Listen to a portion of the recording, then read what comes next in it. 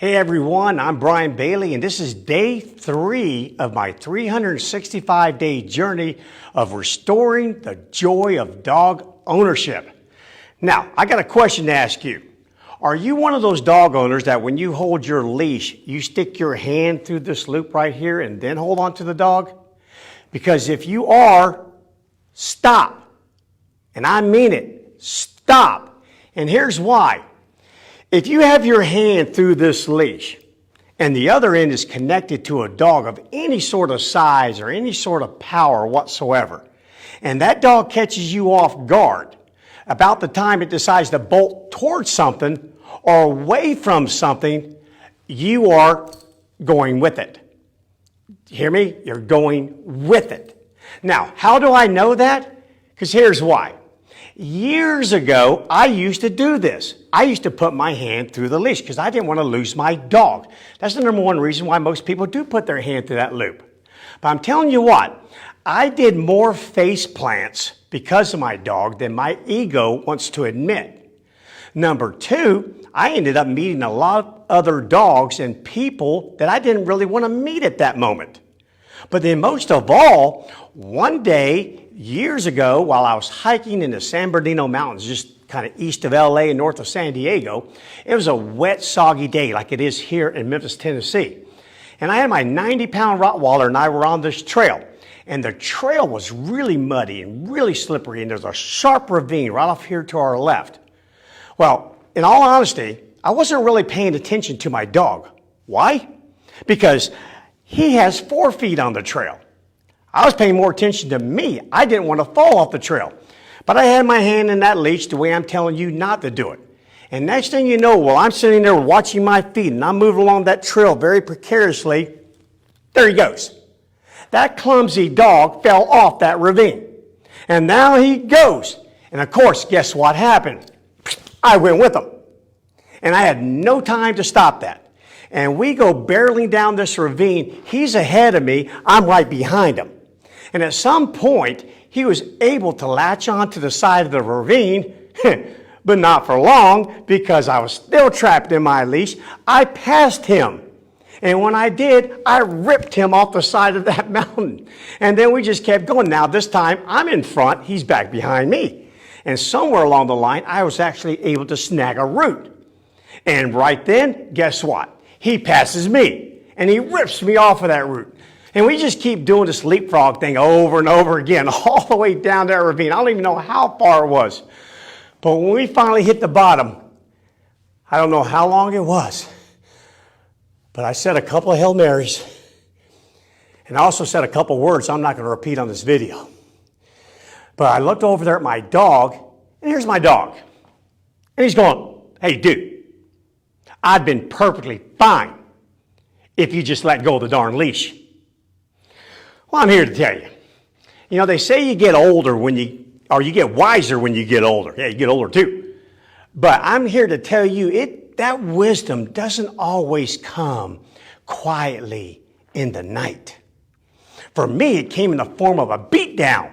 And that's why I'm doing these videos for you, so you don't suffer the same beatdown that I got, because that was a rough ride.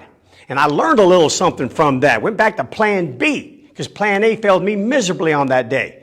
So now, I'm going to save you a ride down a ravine. So pay attention. See this little digit here? It's called the thumb. See these other ones? They're other digits. I'm not going to name them. But I'm going to tell you what. This little space right here between the thumb and the index finger, did you know that happens to be one of the strongest parts of your body? It's true. Look it up. Now, here's what I need you to do. Take that digit, called the thumb, stick it through the hole, right there, through that loop, and then wrap those other digits around the rest of the leash. And then you can grab the leash wherever you want. You can pay out as much slack as you wish. Doesn't really matter. And just so you know, you can do the same thing, stick the left thumb through the loop, wrap those digits around, and grab whatever leash you want. It doesn't matter. It's interchangeable, and you can change it anytime you want to. But here's the neat thing about this. I'm moving along with my dog. All of a sudden, boom, oh gosh, my dog's got me. He just bolted towards something, just fell off a ravine.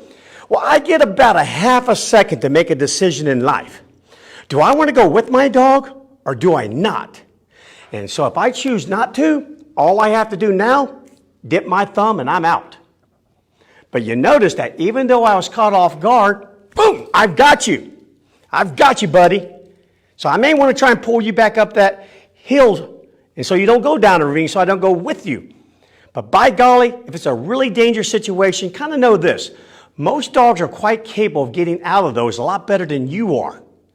So if you start to go down that ravine, buddy, I love you. I love you a lot, but I'm gone. Because after all, you did tell me that you would have been better off had I let go of that leash. So keep this in mind, guys.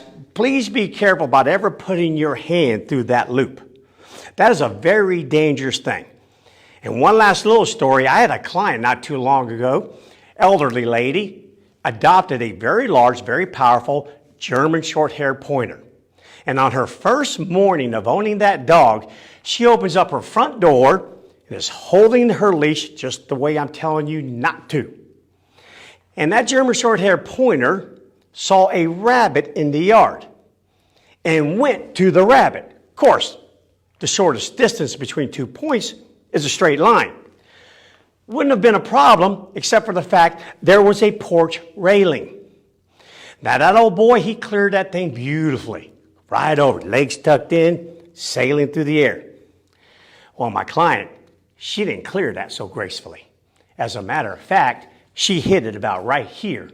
And that part came to a stop while the rest of her kept going. So I don't need to tell you what kind of injury she incurred from that situation. And she told me, Bryan, I wish I had known about this right here. Sticking my thumb in there, wrapping my fingers around it. So right at that moment, I could have let go and gotten out of that situation. Guys, pay attention. I've seen more people injured because of this than I care to. But you're not going to be one of those because you're not going to fall for that silly little mistake that I fell for years ago. You're smart, and I've had to take the licking for you.